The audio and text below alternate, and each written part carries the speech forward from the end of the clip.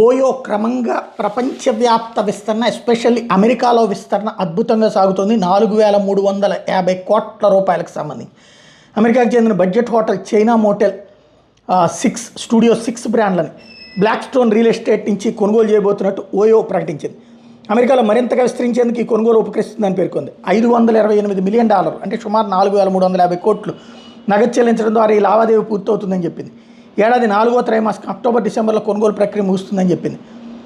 Motel 6 franchise network తన మాతృ సంస్థ G6 హాస్పిటాలిటీకి $1.7 బిలియన్ అంటే 14,100 కోట్లు స్థూల గదుల ఆదాయాన్ని సంపాదించి పెడుతోంది. 2019లో అమెరికాలో ఓయో అడుగుపెట్టి 35 రాష్ట్రాల్లో 320కి పైగా హోటళ్లను ఇప్పటికే నిర్వహిస్తోంది.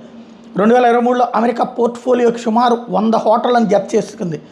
2024లో 250 హోటళ్లను జత చేయాలనుకుంటుంది. ఒక అంకుర సంస్థకి ఈ కొనుగోలు మైలురాయి లాంటిది. మోటెల్ 6 బ్రాండ్ గుర్తింపు, ఆర్థిక స్థితి, అమెరికాలో దాని నెట్వర్క్ మాకు ఎంతగానో తోడ్పడతాయి. ఓ ప్రత్యేక సంస్థగా దాని కార్యకలాపాలు కొనసాగిస్తామని ఓయో ఇంటర్నేషనల్ ప్రకటించింది. ఇక్కడే అసలు పాయింట్ ఏంటంటే, ఒకప్పుడు మనం గుర్తెచ్చుకుంటే ఏదైనా ఊరు వెళ్తే అక్కడ లాడ్జీలు ఏంటంటే అక్కడ ఉన్నటువంటి రిక్షా వాళ్ళనో, ఆటో వాళ్ళనో, కార్ల వాళ్ళనో అడిగి తెలుసుకుని వెళ్ళాలి. అక్కడ రూమ్లు ఉండొచ్చు, ఉండకపోవచ్చు. చాలా తతంగం ఉండేది.